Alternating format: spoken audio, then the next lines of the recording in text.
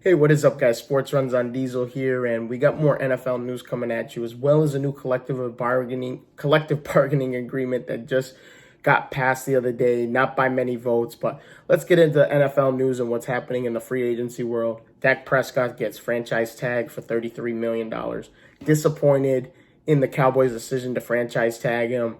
He had career highs in passing yards and passing touchdowns last year, whereas in his first three seasons, he didn't have a season more than 4,000 passing yards or 23 passing touchdowns.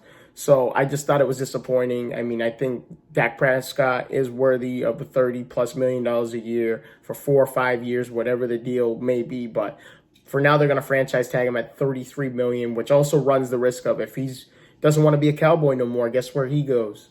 Anywhere in the league. So that it sucks to think that Dak Prescott won't be in a Cowboys uniform.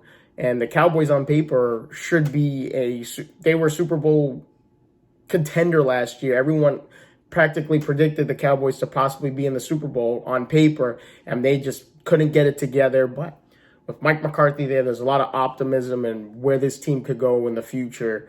But we'll see where the relationship goes with Mike McCarthy and Dak Prescott here in the 2020 season coming up. If it happens with this whole coronavirus thing going on, we'll see what happens. But outside of that, Kirk Cousins signs a 2-year extension worth $66 million with the Minnesota Vikings. I believe the 2020 season is his last year on his current deal, which I think was like 3-year, $88 million or something like that. Now he's added 2 more years, $66 million on that. I believe $30 million of it is guaranteed currently. But Kirk Cousins deserves it. 26 touchdowns, 6 interceptions last year.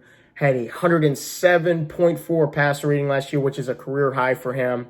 The problem I have with this is Mike Zimmer is a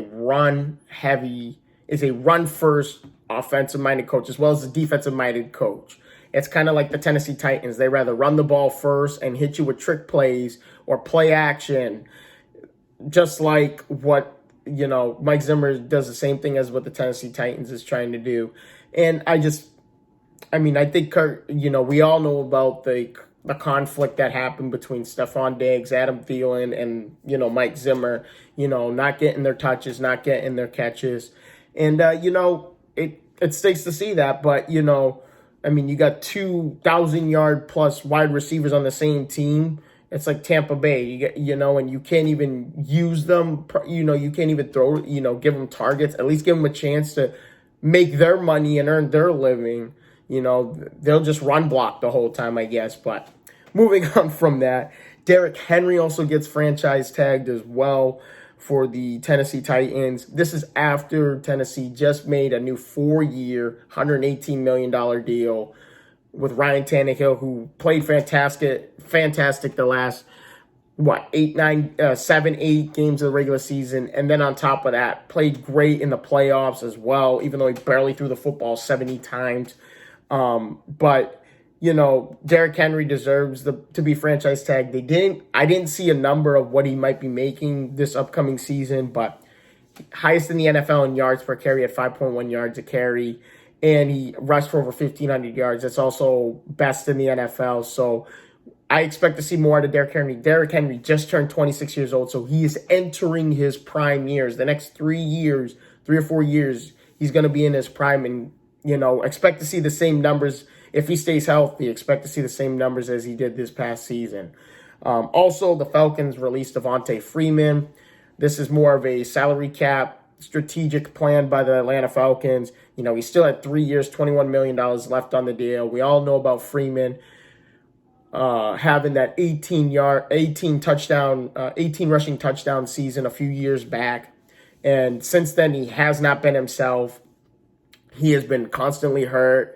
And he just can't stay healthy and be on the field and help his team win games. And obviously, Atlanta was sad to see Atlanta last year. They just could not get anything together, anything rolling as a team. They played sub-500 football.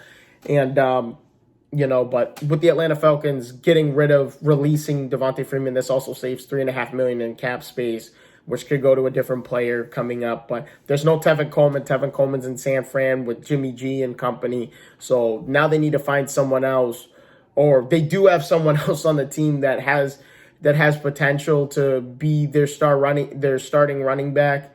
Well, now he is going to be their starting running back because now you get rid of Devontae Freeman. So moving on from that, Calais Campbell, the defensive end for the Jacksonville Jaguars, has now been traded to the Baltimore Ravens earlier this week. Unfortunately, his sacks have decreased the last 3 years from 14.5 to 10.5 to 6.5 sacks the last 3 seasons. But the best thing about Calais Campbell is his durability. He's played 90 straight games. He practically hasn't missed a game in the last 5 years. He's played over 3,800 snaps, and that's 7th best among defensive linemen in the last 5 seasons. So that's the good thing about Calais Campbell. The problem is with Calais Campbell, he's 34 years old. How much does he have left in the tank? And, I mean, if he stays healthy, we could see him for the next couple of years on this Baltimore Ravens defense that already has Earl Thomas, Marcus Peters, and a whole world of and a whole bunch of other guys that are fantastic. So, and that's just a defense. We obviously know what the offense can do. But that's it with NFL news. Obviously, outside of the new collective bargaining agreement, there's so many new details to go along with. But I'm just going to touch on the big key points here. Obviously, this 60 votes decided whether this passed or it didn't pass, and it passed by 60 votes. They gave the numbers. I don't even remember the exact numbers, but with this collective bargaining agreement now passed, the potential of a 17-game regular season is now more than likely going to happen.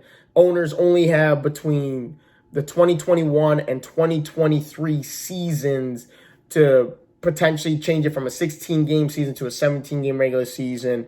And on top of that, now there's going to be more teams in the playoffs. One team in each conference will now there'll be 7 teams representing each conference in the playoffs now, not 6 teams, 7 teams. Don't know how the bracket's going to look on that. That will probably be coming out very soon. But with the 17-game season, there's possibly more bye weeks, minimum salary increases, and not just minimum salaries for players who are hitting their rookie contracts or who are coming into the league off the practice squad and making that money. Salaries increase mightily across the whole entire league in the next 10 years.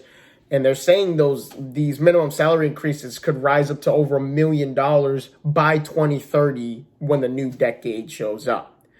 Active rosters increase, on game day, active rosters increase from 46 players to 48 players now. So more players will be available for teams. There's so many different things. With the 17-game season, it sounds like every team is going to have an extra home game, or I would think almost every team is going to have an extra home game, because some teams got to play away on the 17th game. So, we'll see how this all plays out in the near future. But I'm very excited to see that there's possibly an extra week of football coming up for the next. But it's not going to happen this year. The 17-game regular season is not going to happen this year. It will happen it could start as soon as 2021 season. So not this season, but the following season. We'll see how it all goes from there. But thank you guys so much for your time. Stay tuned for more sports news, even though the sports world has completely shut down, no matter what sport you watch, whether it's soccer or basketball. A lot of people have been watching all the training camp stuff spring training down with baseball.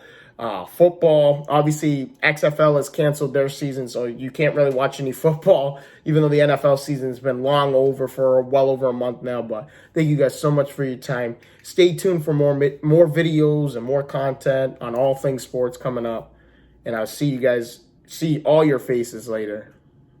Deuces.